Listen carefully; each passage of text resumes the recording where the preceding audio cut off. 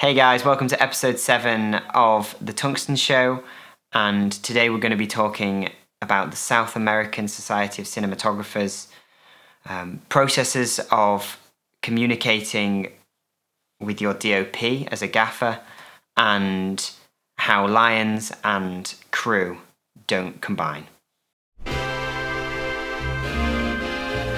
The Tungsten Show.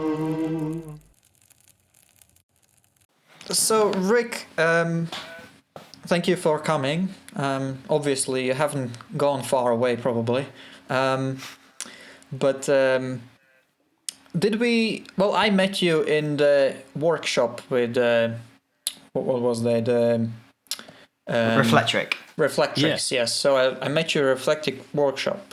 How did you know the Reflectrix, and what brought you to this workshop? I mean, yeah, so I've always been interested in like new lighting technology. I always try to stay up to date and up to breath with like whatever's going on. So I think I got into it actually because of Ian Murray and a few other people just talking about the whole reflective system. And I think Dado does one and CLRS does one. And I remember last year at Camera Image, or the year before at Camera Image, I met some of the guys. And yeah, it's just super interesting. So yeah, that's how I kind of found out about it. And yeah, just trying to understand new ways and smaller packages. Yeah. You knew these guys from the show before, year before, 2019, yeah? I think it was 2018 at Bitgosh. I think it was then. I remember seeing the small little house setup. They had like a small little stage setup, and then they were bouncing little 1-inch reflectors, or the 10 centimeter. And they do stand out a lot, don't they? When you're looking around a show which is just full of tech and like all this kind of complex technology, and they're just as simple as a little reflector. It's mind blowing. It really is. Yeah. So, Rick, you are from South Africa, is that correct? Yeah, correct. I'm actually in South Africa right now. Yeah, I'm actually still in South Africa right now. I went back during the pandemic, so I went to go just make sure. Yeah, so I'm actually Skyping or Zooming in from South Africa. But like, I was in the process of moving to the UK. I had moved and was busy trying to find more work there and stuff. So so you are not officially moved in UK. I was in the process of moving. I just got an agent. I just signed with Undercranked in the UK, and I was moving across, and I was in the process of moving. Yeah, I think I tried to do, I mean, we can get onto this later, but I was basically trying to do as much as I could in the city I come from or the country I come from. And then once I've done enough things I wanted to do, I was going to try and make a big move. But I mean, I shot a music video and a short film there already, and I had a few projects lined up. So I'm a bit bummed to not be in London right now. Yeah. It's okay. So I'm guessing you're still keen to try and move over here once everything starts to settle down. Yeah, I think once we can all travel, who knows when that will be again. I mean, I guess we are recording this at the time of a global pandemic, but I guess when we can travel again, I would have been there from the 1st of April again. I would have been back again. So it's a bit of a bummer, and I don't know. It's you just sometimes have to just let the universe do its thing and decide. Indeed. Have you had anything kind of crucial drop out on you then because of this? Yeah, another short film and a bunch of commercials. I had a whole bunch of commercials, and I had a cool project in Dubai for the Dubai tourism department. So like we were going to shoot some really cool stuff in Dubai, and some other cool commercials fell through, and it was going to be really cool. I was going to test some new gear, test some new lenses, and those all kind of just disappeared. But I mean, there are worse things that could be happening. Indeed. Well, we won't dwell on it. So how did you become a member of the SASC? Kind of what's the background with that? Okay. Yeah, that's a great question. I mean, I've been an SASC member, I think, going almost a year now. I think by July this year, I would have been a full year member. But you have to be put forward by 2 other members and nominated, and then they kind of put you in front of a board. They ask you questions, they take a look at your work, and they let you know like how they feel. I mean, it's an amazing organization. We have WhatsApp groups, and we chat amongst each other, and we talk, and we try to keep each other morale up. It's no way the ASC or the VSC. I mean, that is still the penultimate. I mean, I look at the ASC with like golden eyes, but it's an amazing organization. I'm really proud of what they're doing here, and we try to support each other, and we do yearly awards. Yeah. So how many members would there be to that? Like, how does it compare to BSC or ASC? I think if I look on the website, and this I might stand corrected, I think there's about 60, 70 members currently right now. And then obviously some of the old members do pass away and new members join, but it's currently about 60 to 70. Yeah, and it's cool. It's cool to be part of something where we all support each other, because I sometimes find I don't know if you guys feel this sometimes, but people try to hide secrets a lot. People try to hide their little secret sauce, so they try to hide what lenses or lighting they use. I've had weird experiences with people who have asked, who was your gaffer, for example, on a project, and then the DOP will say to me, oh, I don't remember. And I find those things weird, because that is bizarre.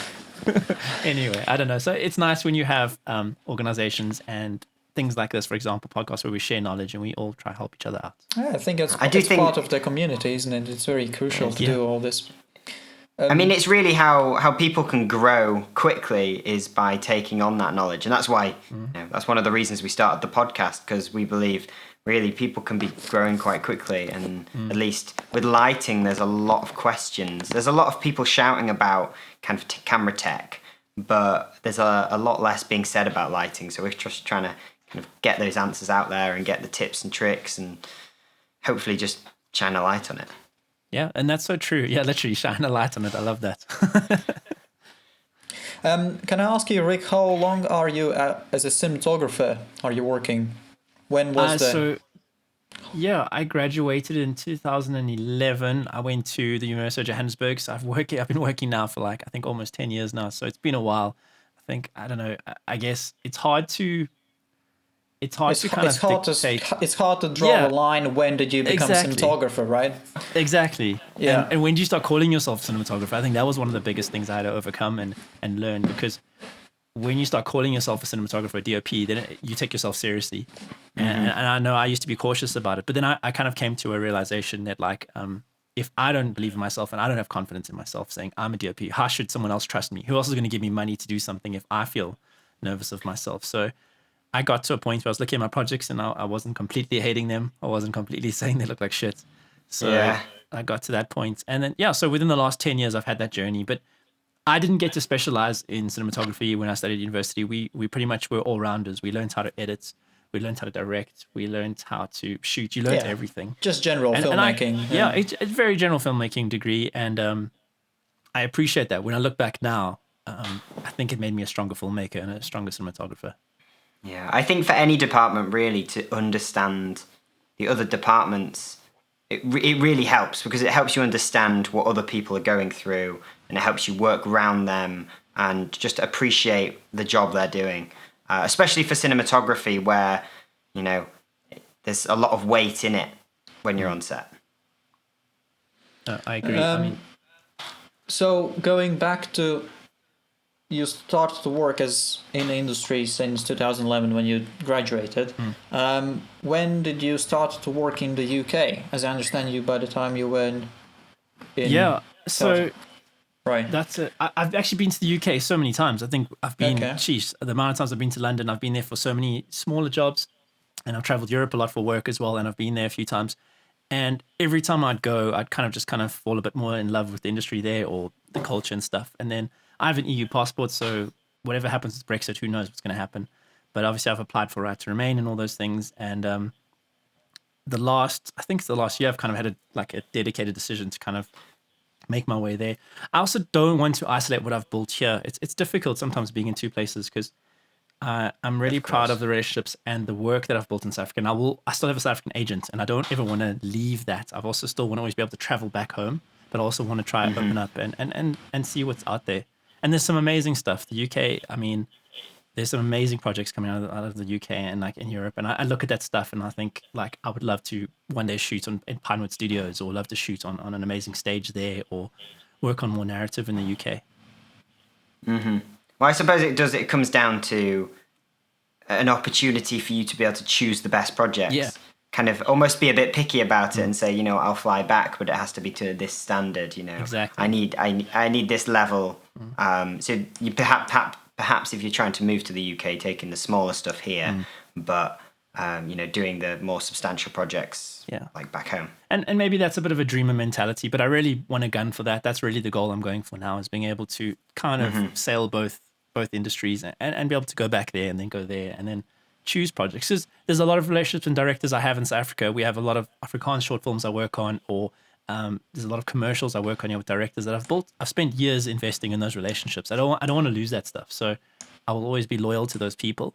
But at the same time, I'm also hungry for what else is out there. And I think I'll never know if I don't leave. If you stay in like it's not a small industry. We have a healthy industry here, but it's not the UK industry, for example. But yeah, so I mean, something that we're trying to ask more really is with new technologies, and I suppose thinking maybe more on the lighting side of things. How is that kind of influencing people and who's in the industry and who's able to kind of gain expertise? Yeah. How do you see that as affecting the younger generation? I definitely think, for example, I would consider myself a DSLR generation. I definitely think the 5D helped steer me in the right direction. So just from a camera point of view, I think the way technology is trickling down to cameras is amazing. I mean, a lot of us wouldn't have never like afforded to shoot on film back in the day. So now we can pretty much pick up a camera and a Blackmagic 6K or 4K or whatever, pockets and GH5s. All these cameras have kind of come out and this technology is all coming out and it's beautiful. I mean, you can shoot beautiful things. So from a camera point of view, I really think it's cool what it's allowed us to kind of like do as young cinematographers and growing up and stuff. From a lighting point of view, I would say it's amazing how LED technology has trickled down. I think that is one of the most exciting things to this point. And there's a lot of bad Chinese like knockoff like LED technology also comes through. No hate towards anyone, but like there's a lot of stuff that comes through that's not good. It doesn't have good CRI. It doesn't have great tech in it. But that's because there's so much of it now. So it's amazing how LED stuff has kind of come down. I think that's exciting, and I think that's become affordable. I think it's made things more pleasant on set as well. I don't know if you guys have ever tried to light a set with only tungsten. I mean, the show is called The Tungsten Show, but tungsten has a beautiful quality. It's amazing light, but it's hot. It's hard. It's hard to tear down. It makes actors uncomfortable. You're wiping down sweat often. So especially in studios. It's hard to tame. Yeah, especially in studios. I mean, I've done some cool car shoots and stuff where you're hanging space lights all above and you've got 10Ks and 5K tungstens and it looks beautiful, but you walk in there, it's like an oven and you're drawing a lot of power. It's not efficient. It's beautiful, but it's not always efficient. Indeed. I hope that answered a bit of that question. I went on a bit of a... Definitely. I assume you choose the newer technology over the older technology, right? It's a good question. You prefer, yes and no. What would you prefer, Oh, no, that's a brilliant question. I mean, I've done period pieces. I've tried to do stuff where I just use natural light. I'll use bounce or I'll use tungsten. If I'm using something that calls for it, I'll definitely use LED. I'll use newer technology. I think it's choosing what's right for the project. I think that should always be the conversation we have. Yes, of course. I don't know if you guys agree, but it needs to be... No, you're very right there. You can't force something on it. I mean, I've watched films. What was it? Darkest Hour? Apparently, they only use tungsten fixtures. They only use like pretty much warm lights, and you can see it. You can see it in the way like the skin tones render. You can see it the rays across the rooms. And I think you need to choose what's right for your project. Also, sometimes you also choose what's right for the budget. We can't always afford big lights, and sometimes you're just gaff taping RGB tubes against a rooftop or you're hiding stuff away. And sometimes that's the edge you can have, kind of the younger generation can have, is they are willing to kind of think smart, and that's sometimes thinking cost effective. And it may not be, produce the best look, but you're so close and you can save that money, so therefore you can be competitive. Yeah. 100%. I agree 100%. And you can put some of that budget towards something else, towards art direction. Exactly. You can put more lamps in shot or more practicals in shot. You could help out your art department, which only helps you, because there's no point getting all the toys and then you look at your set and your set looks like measly and you're like, wow, what am I actually shooting? Exactly. So there's no point having the 10K without the actual stand. Exactly. Like you've got to spread the cost. Yeah, exactly. No, I agree 100%. And it's all about like you have to be a team player sometimes. I mean, sometimes we as cinematographers get a bit self-absorbed and a bit like, I don't know, we think it's all about the image, but there's many parts to this and there's many facets to this, and you have to be a team player in my opinion at least.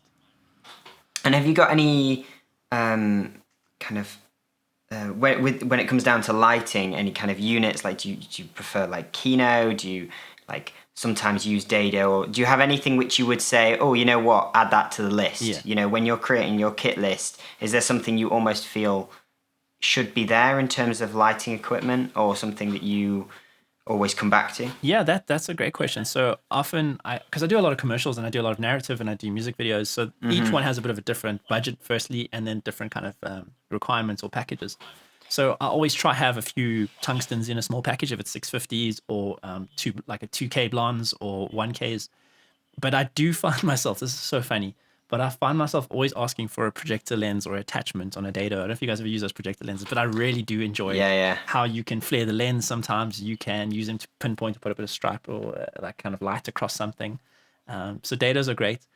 For some reason, I never got into kinos and I never got into fluorescence. I've used them, and like 2 or 3 gaffers I work with own because I do find them a little bit more old school. But I think I was always let down by the punch, the actual output of kino flows and fluorescence. So I kind of always got over that. Yeah. So I love how they look. They look beautiful agree. on skin tone, and they look great if you make like a bit of a belly. You know, if you like kind of like just put like a bit of diffusion and you bellow it. I find that looks beautiful just overhead or just out of frame. But I never really got into kino flows, and I feel a bit guilty of that. But I guess it doesn't really matter. I think LED has taken over now. I think, what are the new kinos called? I think I've seen like those. It's the selects. Yes, those are the amazing. freestyles. The and the color science that's coming with them. I've been mind blown, like how you can choose camera profiles for your lighting. That's been mind blowing. That's like the biggest awakening I've had in a long time. I think going back to the projector lenses, I think that's something which certainly a conversation we had when we met was kind of about drops of light and how important that is, because having your kind of your punchy key is one thing, but being able to actually add those accents is something that really, it's that next level of creativity that you know, that I think really brings a lot of skill. Yeah, I agree. And it's a different way of lighting. And I still haven't quite wrapped my head around it. I was going to actually, when I was in the UK, I was meant to order a secondhand set. There was a demo set at the BSC Expo, and I put forward and I spoke to one of the guys, and then I actually never picked it up, which I feel a bit of a bummer about, because I would have been able to play with it right now during lockdown. Oh, that would have been great. I know, because I've done a few pack shots while I've been in quarantine, which has been quite cool. So we can talk about that later. But there's something I still really want to harness that light, but I need to get my head around it. I mean, I know I got to hang out with you guys at that Reflectric workshop, but I still want to get my head completely around it. I understand the strengths of it. I understand those things, but I think I'm still waiting for that literal light bulb moment to go, oh yeah, that's as easy as this. You just tap off all that. But I'll get there. I think once I have a set and I get to play with it, I think I'll get it a bit more.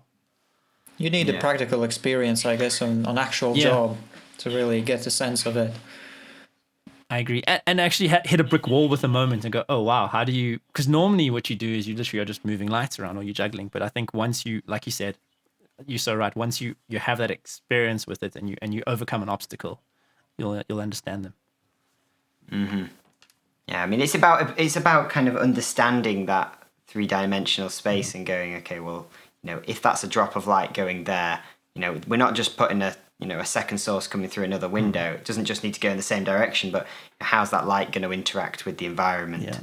Put that slit of light on the wall, or is it bounced off a vase? That's true. Yeah. Morgan I still find it quite hard, to be honest.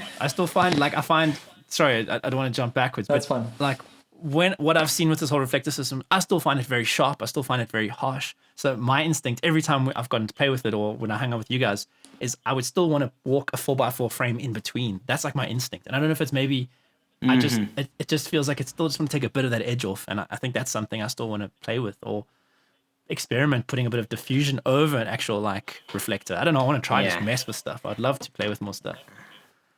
Yeah, well, it's just practice makes perfect, with really, isn't it? I mean, just being able to use the new kit just allows you to be able to. You've got to use it once and have a mess about, and then you go, okay, brilliant. I know when that's going to be useful, and then the shoot comes around, and you're like, okay, that piece that I tested back a year ago, now's the time. Now's the time. You're right.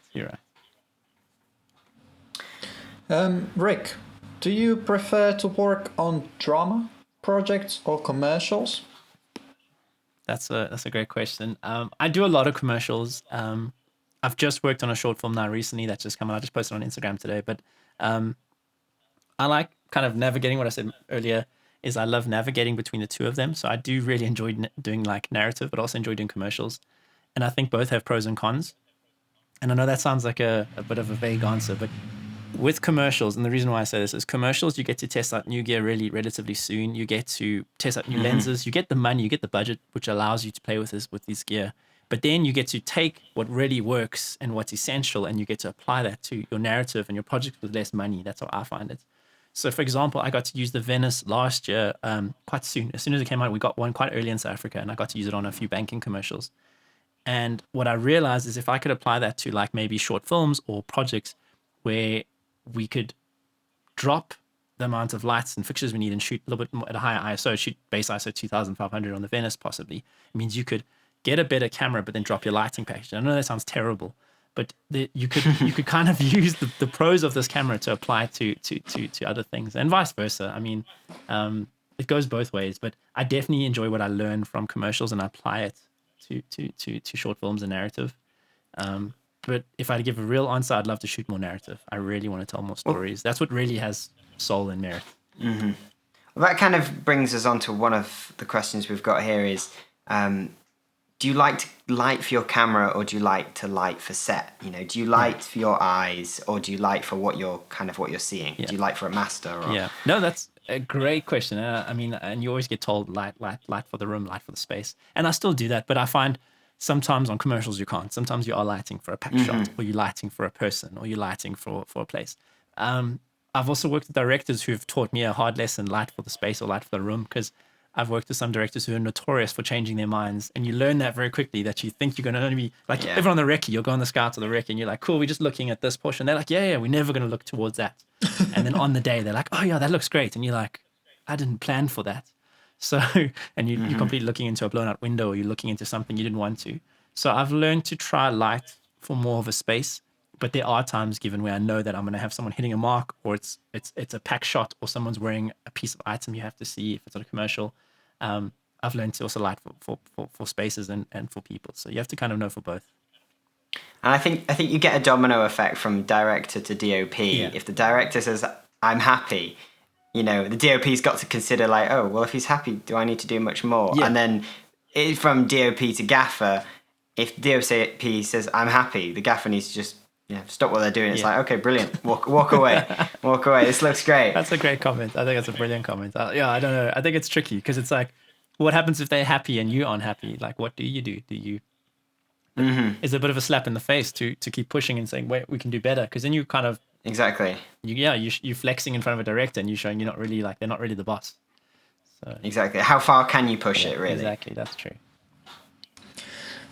Rick, I can see that you are also using a lot of social media and you're really good with that. And also you're now your South America's Society of Cinematographers accounts administrator. Is that right? Yeah, I got to... So I'm a big proponent or big fan of like Instagram. I love Instagram. I love the platform in many ways. Don't get me wrong. There's a lot of... it's also very superficial. But I do think it's another platform for us as cinematographers and for visual artists to post our work. So I think it's a bit silly when I meet cinematographers who aren't posting their work, or other visual artists, and even like it's technicians or anyone who's a visual person. You should be posting your work there. It's just a free platform basically to put your stuff out. So I use it as another platform to post my new work or post behind the scenes. I try to keep it real. I try to show like real elements of my life or my work or what I struggled with. I try to do lessons. And then recently, I think it was in January or February, I was asked to run the South African Society, the SASC's Instagram account. And that was cool. I mean, I try to give a lesson once a week. I try to just share some of my learnings. And I was quite honest. I spoke about some of the mistakes I've made, or I spoke about the hardest lessons in terms of eye light or lighting skin tones, which I get asked a lot about. Sorry, I just got a little meeting request. Oh, it's from you guys. I get asked about lighting darker skin tones a lot. So I shared a bit of knowledge about that. It was cool to guest host the SASC account. And I've actually been asked to become a board member for the SASC, which is pretty cool. So I'm currently a board member now, which is an honor. So that's pretty cool. That's great. And well, that leads us into one of the other questions we had was, what your most ridiculous story on set was, because I think that's something which people love to hear, because when they make a mistake, they think, oh, this is the end of my career. And it's it's reasonable because a lot of people make mistakes, and especially when they're growing, you make a mistake, and that's how you learn. It might not be only about your mistakes, Rick. Maybe you have seen other people done something ridiculous. Anything that's kind of stands out in your memory. I mean, I think we've all had that. There's always that oh shit moment. Where is the camera rolling? I think we've all had that moment. I don't know if you guys have, but where you're like, I've had it happen once or twice before, and the director's like, that was a good take, and then you're like, fuck, we didn't roll on that one. So I've had that happen before where I thought it was just a rehearsal. So I think we've all had that, and you let that happen once in your career, and it probably never happens again, or you try not to. I have a weird story, but I don't know if it's not so much oh shit moment. This is a really scary moment. We were filming in the Kruger Park a few years back, and we were filming for a hotel for a game, like a game lodge, and we were filming one of the actors throw a log into the fire, and as he threw the log into the fire, the sun was going down. It was really late. There was just me, the director, and a producer, and I think we had someone holding a polyboard, a bit of a reflector, and as they threw the board in, or the log into the fire, we heard like this deep growl, like this very like deep growl, and we turned around and we saw there was like two lionesses, like two lions, female lionesses, looking at us like on their haunches, probably about 10 meters away from us. I know this is yeah. So we stopped and I froze, and I just remember thinking, that's a fucking lion looking at us. And luckily we had the game ranger was with us, so he stood in front of all of us. He pushed forward, and I actually just froze. I had the camera and I just stopped recording and just stood still. And the game ranger just walked in front of us, and he put his arms in front of all of us, and he pushed us backwards. He says, "No one run," and he just maintained eye contact, and he pushed us all towards the vehicle. And the vehicle must have been about 15, 20 kilometers, not 20 kilometers, 15, 20 meters away from us. So about 20 meters away. And he was pushing us and telling us not to run. And then sadly, I don't remember who it was. I think it was the producer. No, it wasn't the producer. It was someone else from clients. She ran from the rest of us. And the lion did like a bit of the lion did a bit of a mock charge. And then the ranger luckily said, he like screamed at the lion saying no. And the lion froze and he froze, and they were looking at each other. And the game ranger just kept pushing us all back towards the vehicle. And we climbed into the vehicle, and no one got hurt, thank God. But I just remember thinking, and I got into the vehicle, and I remember thinking that was the scariest thing I think I've ever been part of. It's like I could have been killed by a lion. And it's just because we were so in the zone, filming this magical scene with these embers coming from the fire, and they look like beautiful bokeh. And we spent a long time shooting that, and then lions kind of got interested and wanted to see what we were doing. So, sorry, that was a random story, but I think that's the best story I've ever heard. I think we can say that is the best story so far. Yes. Well, it's just amazing how that will never happen in London. I mean, maybe a fox might come up to you guys, but I mean, it's just amazing how how absorbed we get into when we're crafting. We all get like so sucked into this, and we're losing light, and we're doing this, and then we think the world can't touch us, and sometimes the world is very much stalking you and approaching you. Yeah, it is amazing how into it you can get. Yeah, it really, and how far into it you can get, and just like if that adrenaline hits you, I mean, you're so far from being in that environment. Yeah, you really are. You're almost disconnected. You're in a bubble. You're totally in a bubble, and you'll do anything to make the shot work sometimes, which I think is a good and a bad thing. That was a good one.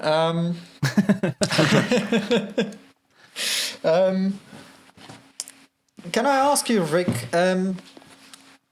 Now it's a bit interesting question. You can take it as you like, but my question would be, what would you choose as a first choice, lighting or camera? Let's say in department wise, maybe, in general, camera or lighting.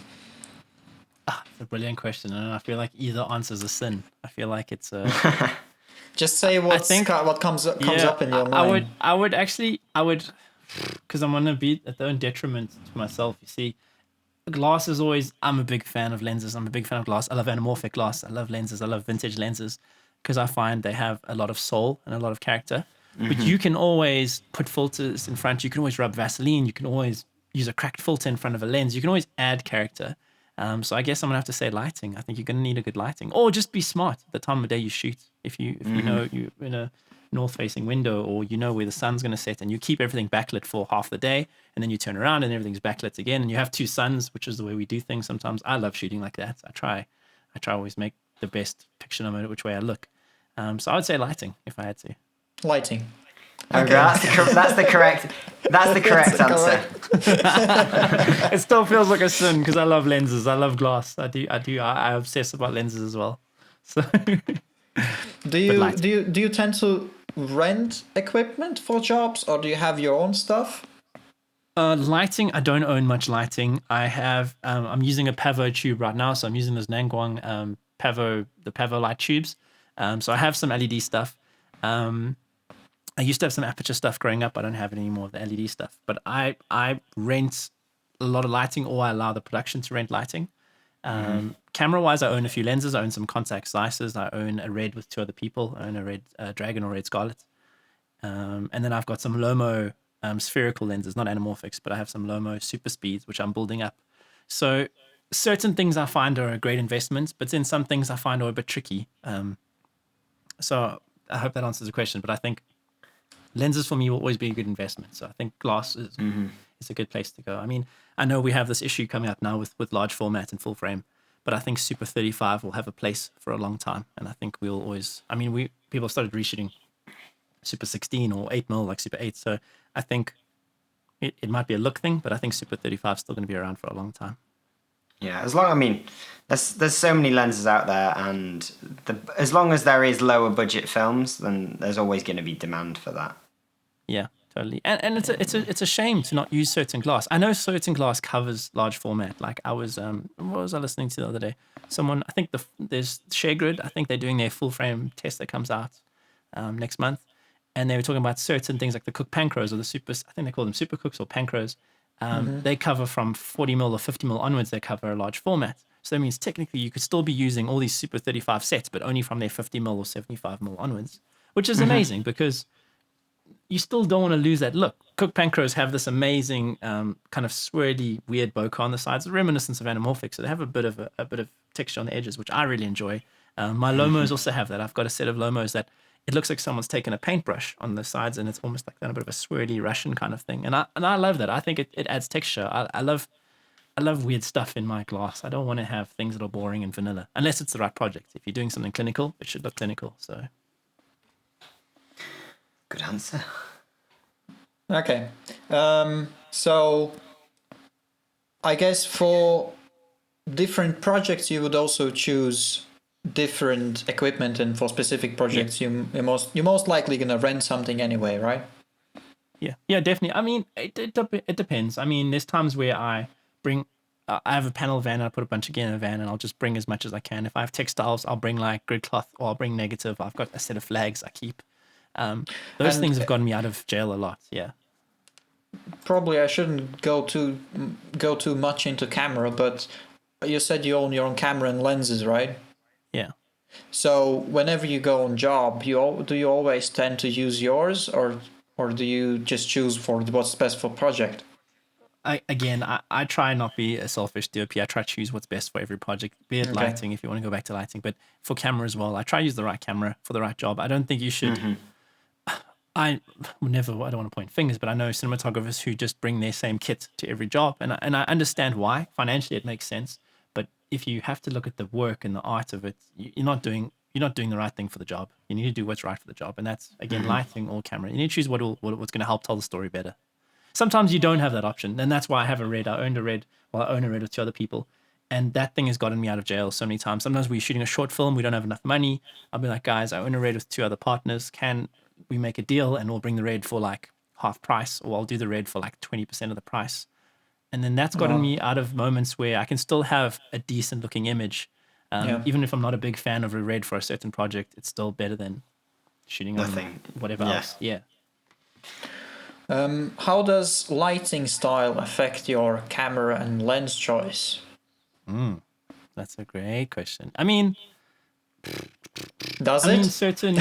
Yeah, no, I don't know. It depends. I guess you could.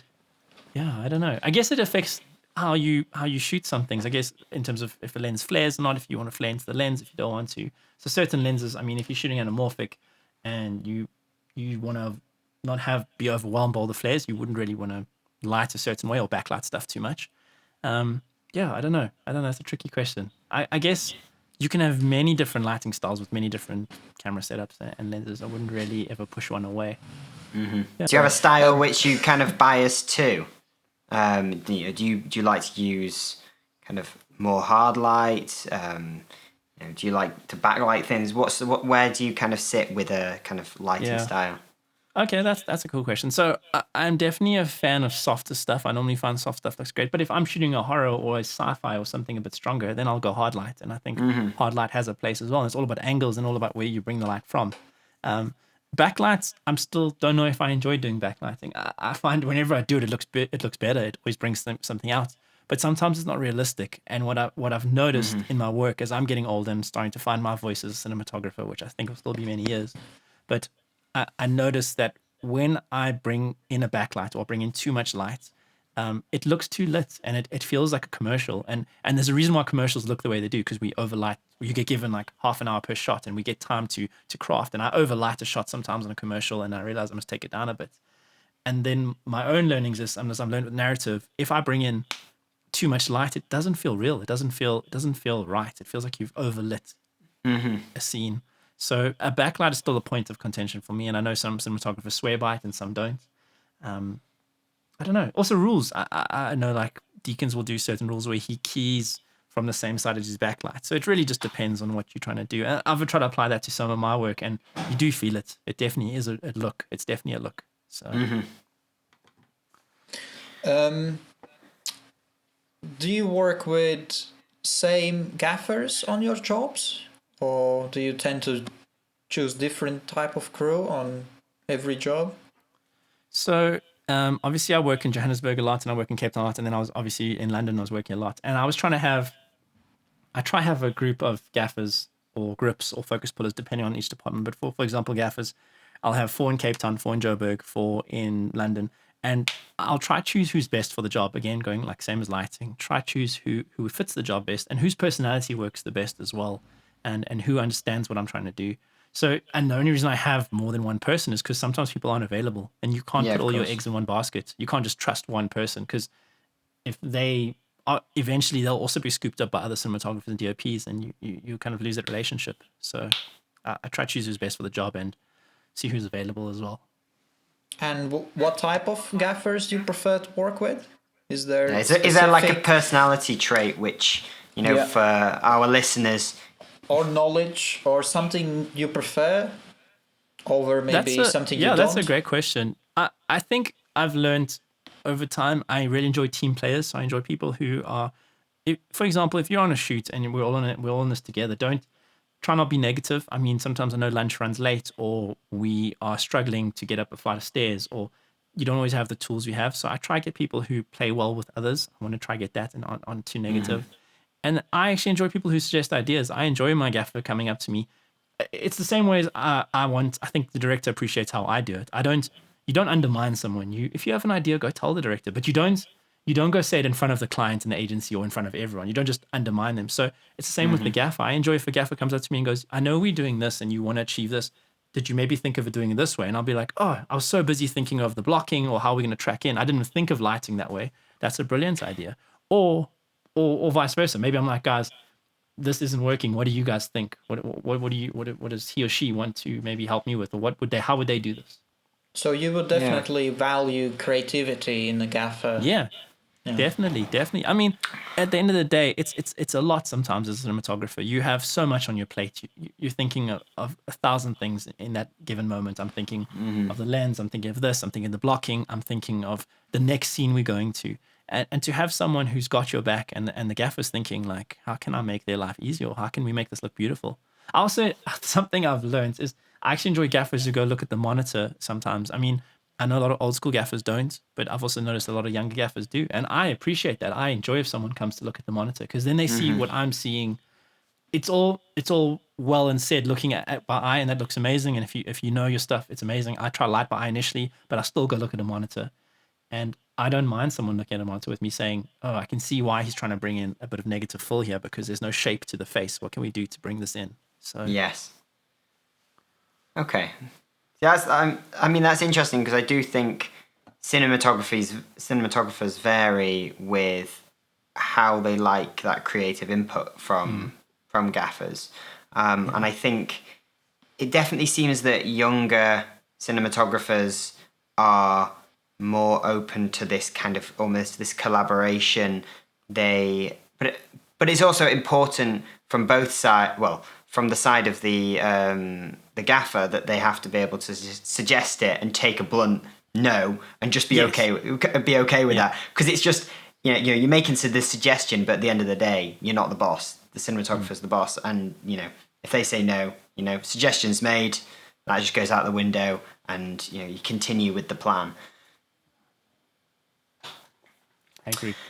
Does it change? Have you seen maybe that working with different gaffers changes the way you light, or maybe the way the picture comes out? Have you ever this type of experience when you expect maybe something like that, and then by the end of the day you look at the picture and you see, okay, I guess because my gaffer decided this looks a bit differently, maybe it's better or worse, Does it change? Does it affect your style, how gaffer decides? Definitely. I've definitely felt that. I've had that happen before where certain gaffers won't gel in HDMI, or they won't bounce the light the way I would, but they'll try something as simple as someone walking with a poly. And this is something I talk about, because sometimes you're in the meat of it, especially if I'm handheld and I'm operating.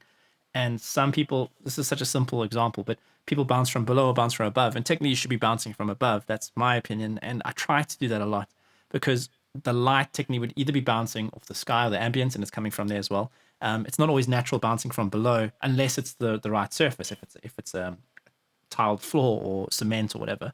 But I try bounce from below, from above and not from below. But different gaffers will do whatever's right in the moment, and they're just trying to catch the light. And I felt that sometimes if you can get those rules across to your gaffer and you explain what you like, and they learn very quickly, that's also really helpful. If someone understands what I like and they know there's a reason why I don't like bouncing from below. It's such a simple thing, but I notice it when I'm watching back. I'm like, it also helps bouncing from above, because there's a catch light in the eyes now. Now there's little eye light, and that helps a lot as well. That connects you to a character. So something as simple as that, just having someone on the same page as you helps. Mm-hmm. I'm just going to take this light down a little bit. Sorry. That's right. Have you had maybe a situation when gaffer wouldn't be available to speak with you, and then you may be interacting with Sparks more, or Best Boy, or how does this? Yeah, go on. I'll wait for you to finish. Sorry, I lost you there for a second. That's fine. Oh, so how does that affect? Have you seen this experience, and how does that affect? And how do you feel comfortable doing that, or what do you prefer? I recently just worked on a short film I've just posted on Instagram called The Stranger, and I didn't have a gaffer for the short film. We couldn't find a gaffer, and we couldn't afford someone to actually do it. Oh, but wow. I had two junior guys who were so keen just to learn. So they basically were Sparks, and we use a lot of natural light. I showed them how to. Basically, the one dude would always have a big poly or a silver or something just to walk in a bit, and the other guy always had a bit of negative. And that's pretty much how. We shot for 3 days. It's a 12-minute short film, but by the end of the second day, or the start of the second day, after the first day of just learning that, they understood what I wanted. So if I was always from here, I enjoy short side keying for this movie, or the far side key. So I'll try always bring the light from that side. And they started learning that they should stick to my right shoulder, or this guy should stick to my left shoulder. And we started working that little dance around each other, and it worked. And these guys, they didn't have much experience, but they were willing. And I appreciate that when people are willing to learn and understand. So I've had many times on jobs where some gaffers are just many gaffers just like following orders, which I think is also cool. But I also enjoy, like I said, when people want to put input and offer ideas and suggestions. Always keen to learn. That's the rule number one in the film industry. I think all of us will die learning. I think to master light, I think it takes a lifetime, and I think it's going to take us a long time. I think that's the quote of the day, really. So where do you see yourself in 10 years? Where do you see yourself? Is there a kind of a speciality you want to focus on in terms of your kind of lighting? Where do you see yourself? That's a brilliant question. I'll try to put it out into the universe, and maybe the universe will listen. I would love to have BSc behind my name one day. I mean, that would be an amazing thing. So maybe that'll happen, or ASC even. Fingers crossed. I'd love to be shooting. Yeah, fingers crossed, or knock on wood. But I would love to have that. I mean, besides those things, I'd love to just be shooting stuff that makes me really happy. So, I mean, I would love to be shooting stuff like I would love to shoot more science fiction or more narrative. I'd love to shoot more Netflix stuff or whatever the next 10 years brings. There might be the next big studio, but I want to do more narrative. I want to be shooting stuff that matters to me a lot more and be able to choose projects. And yeah, I really do love what I do. And I know we're all very fortunate to do what we do. And I think it's a scary time for us right now. And I'm trying to still cling on to that hope that we have as filmmakers. And I know we will overcome this. And the industry will have a few changes and stuff. But I just really want to be doing what I love. And I think I'm so grateful to find cinematography and find filmmaking. So I want to keep doing that. So hopefully I'm still doing this. And I have a few more letters behind my name. Well, it's about the creativity, and it's about just how lucky we are to be, paid to be creative and paid to create beautiful images. That's what we live for, really. Yeah, definitely. And I think sometimes we take it for granted. I sometimes even I look at it and I'm like, I know this is a commercial selling mayonnaise or I don't know, dish liquid or whatever, but like you're still getting paid to make that look really good. And it's a point of contention because sometimes you're like selling stuff you wouldn't really buy. This is commercials, for example, but you're still getting paid to create and paid to light and paid to paint with light. And that's a very special thing. And I think that's rare. So it really is. It's something that Ian Murray says, paint with light. I'm a big Ian Murray fan. I think he's amazing. He's super talented. Well, I do think there seems to be this kind of, there's this new generation of kind of social kind of DOPs and DOPs really that are looking at social media as this platform, this really powerful platform, and they're using that to power commercials and power how the world sees them. And I think it's a really exciting time for growth and exposure. Yeah, definitely. I mean, I can see why the industry is weird, and I always felt this growing up as well in the industry. Like there was a lot of this magic hidden away, or this mysteriousness to being a cinematographer, this magic and this like if you look at like film, for example, you wouldn't really know, people wouldn't know what they were shooting. Like the clients wouldn't at least know, they wouldn't know, or the agency wouldn't know until they got the rushes back. So it's very much this amalgamation between the director and the DOP, and they were working on the camera. And then whatever came out just came out because you're shooting film. But like, I feel like it's also cool what's happened. I think we should embrace that it's become more accessible and there's so much information out there. Like we're doing podcasts or we're watching YouTube videos or why not help people and why not share? I don't know. Just we should all get better. If anything, it'll just make the competition more, and competition is good sometimes to get better and push each other because I don't know. You should always share your knowledge. You shouldn't just withhold it. I think it's a selfish thing to maybe withhold. It's a bit of a sin. I think that's one of the parts of the industry that's changing now with the new generation. People are sharing the knowledge more than they used to, and information is out there now. I do think what's interesting as well is this this sharing of knowledge with when you're lighting something as well, on how sometimes things can happen by accident. And in the past, I feel like people may have just taken that and gone, well, I don't want to tell anybody because I want them to assume that it's happened from my amazing skills. But in fact, sometimes things happen and the image looks amazing and you just step back and go, yeah, we'll go with that. And social media is really kind of showing that sometimes the most bizarre things can fix a problem, and maybe that is an option now.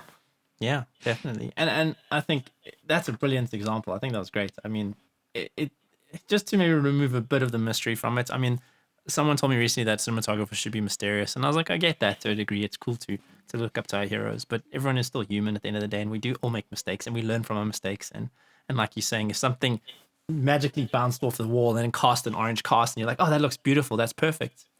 Why not say it was a happy accident? Yeah, exactly.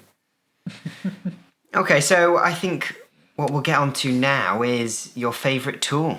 We asked you to bring your favourite tool. Favorite tool. What's in your pocket? Yeah, I do. I've actually got, I don't know, I want to cheat.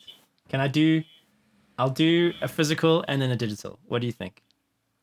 Absolutely, go I on don't think then. I'm the. I don't think I'm the. Okay, so physical. I don't think I'm the first one to do a Leatherman, but a Leatherman for me is like a. My gaffer actually bought this for me for my birthday, for my 30th birthday. He bought me this. Oh I've wow. got a gaff. My gaffer bought me this Leatherman, and that's really cool. You have no idea how cool it is to have your own Leatherman on set when you can just cut like gels or cut stuff on smaller shoots, or something is.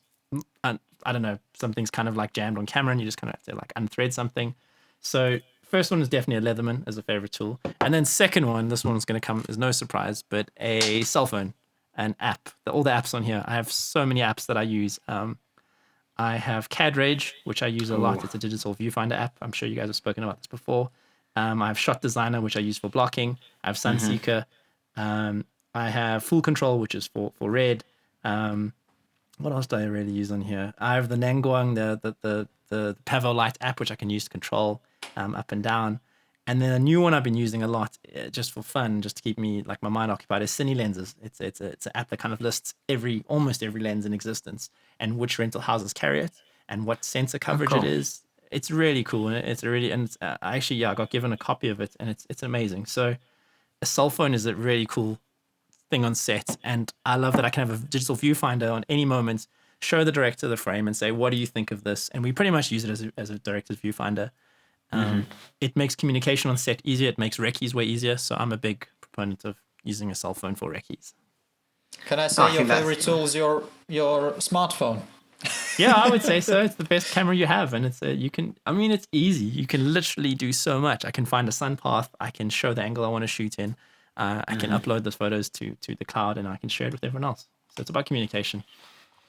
You can control lights, everything nowadays. And it can control lights. Yeah, There you go. yeah. I suppose, Rick, how can people get in touch with you? How can gaffers get in touch, directors, and how can people follow what you're doing? Well, firstly, thanks for having me, guys. This has been really fun. So I'm on Instagram, so it's RickJoaquim, Rick Joaquim, and also my website, www.rickjoaquim.com. So I'm pretty much active on Instagram, and then I post a lot of my work on Vimeo and my website. And then my email address is there. People can drop me messages. I try to respond to people. I try to reply as much as I can. But that's mostly where I post my work. I guess I would like to also point out that you have recently done a podcast with the Better Cinematographer podcast, right? Yes, with Carter. Carter's an amazing dude. I love him. Yeah, Carter Hillard. He's actually a really good friend. We speak quite often, and him and I laugh at a lot of things. And his podcast, I don't know if I'm allowed to punt it, but he does an amazing podcast. Yeah, so if you guys want to wonder what is Rick's perspective on camera gear, because I think I felt like you talked more about cameras in that podcast. So I think this was great for you to discuss lighting a bit more. I think you did a great job there. I think everybody can know everything about you now. Thank you guys. Exactly. This was so fun. Thank you. Thanks for having me. And I hope I stuck to more of the lighting than the camera this time. So no, that's fine. It's great having you, and we appreciate the speed you talk as well. It's literally perfect for a podcast. No, it's perfect for a podcast. One more question, Rick, for you before we leave it. Where do you find gaffers for your jobs? Where do you look for them, and how do you find them? That's a brilliant question, I think, and I've had this happen a few times.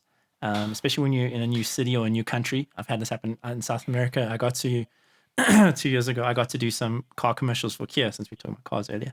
But I got to do some car commercials for Kia, and I had actually spoken to a friend of mine who had traveled to Peru and Colombia, and I asked him who are some gaffers you enjoyed and you worked along with, and because I trust that cinematographer or my friend's opinion, and I know him and I get along. By essence, if him and I get along, I should get along with the gaffer that he suggests.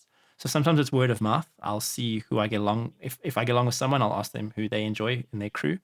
And sometimes I've taken risks, and I've regretted taking risks. Sometimes I'll love someone's work, but I won't enjoy their work ethic, or I won't enjoy how they are on set and how they behave or misbehave. And it goes from things as varied as, I don't know, sexual harassment comments. I don't know, those little things around camera you have to squash very quickly, or as people being cheeky back to you and being disrespectful. I try to just get people who play well. So I've always tried to ask possible friends and other DOPs who they suggest for those. It's mainly word of mouth. Yeah, definitely word of mouth. Do you use social media for this? Definitely. I often will post on Facebook or Instagram. I'm looking for a gaffer for a short film. There's not much money, or we have a bit of budget for. We can pay you for your gear. We can pay you for yourself for the day, but we can't pay for this or whatever. I often do those things when it's passion projects, and I'll reach out. I mean, I've started using a lot of those London groups. There's a lot of those Facebook groups, those London filmmaking groups, and I'll always reach out there as well. And I think you need to. And actually, following on from that, what would stand out? You know, if we're talking about the lighting technicians who are listening to this, what can they say? Can they reply to that post, which is really going to get them to stand out to you, maybe? I think that's also a great question, Morgan. I think for me, it's can they?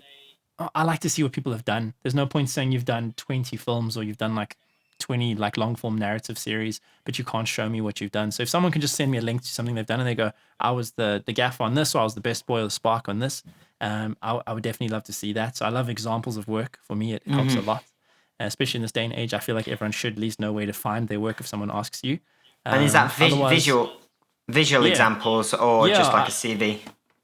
I think visual examples for me sells me, because if I can look at it and go, wow, that looks brilliant, then I know they can take direction and they'll be keen. Like he or she will be able to understand when I say I'd like single source just coming through the room, or if I'd like something to maybe we're going to rig a LED like light mat to top, and they'll understand what I mean by top light, and we skirt it off. There's all those things. Like if you can see what someone's done in their work, you understand they'll speak the same language as you, and that's so. Would you? Yeah. Would you say that it's important for lighting technicians / gaffers to have almost a show reel or a social media that shows their kind of experience with types of stuff they've done? So would you say it's important for a gaffer to have an Instagram account, for example? Yeah.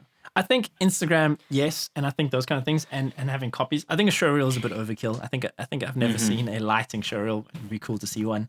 But like, I think I'm noticing a lot of gaffers, especially in South Africa. There's a lot of gaffers who have Instagrams, and they post a lot of BTS, which I love seeing. I love seeing their lighting setups, and that actually is a talking point for us a lot. They'll show how they had a cherry picker with 4 S60 like sky panels hanging downwards, and they'll kind of boom it over, or they'll show like frame grabs from movies they've worked on, and I'll be like, oh, you worked on that commercial, or wow, you worked on that film, that was brilliant. And like that makes me as a cinematographer want to work with them. So I think Instagram is powerful for gaffers. I don't think a show reel, and I don't think you need to have all the stuff you've shot, but it would be cool to say, I worked on the new Doctor Who episode, check out the lighting I did on this, and you just send them a snippet or a link. I think it's cool to have that. Okay, cool. Well, I think that's a really good piece. That's a good insight, because I think from the side of the cinematographer, I think that's going to be really helpful for a lot of people. I think if I could just end that, maybe also one more thing is, I don't think like gaffers are sometimes so overlooked, and I don't want just the gaffer who's just another soldier. I don't want someone who just follows orders. Sometimes you do, yes, you want them to listen to what there's a reason why you're going for a look, but I do want to have a collaborator. I want to have someone I can talk to, and when the odds are against us and I'm like, guys, we've got like an hour until the sun's going down, we've got a lot to still shoot, let's move as quick as we can, let's try to be smart, let's think how we can set up for the next scene or whatever. But I want to have someone who's on my side. I don't want to have someone who's going to drag their feet or complain or be negative. I want to have someone who's going to be like, actually, we could do this and do this, let's do this, and then we do this or whatever. I want to have someone who has solutions as well. Thanks for watching, guys. Please like and subscribe. Check us out on Instagram, and we hope to see you in the next one. The Tungsten Show.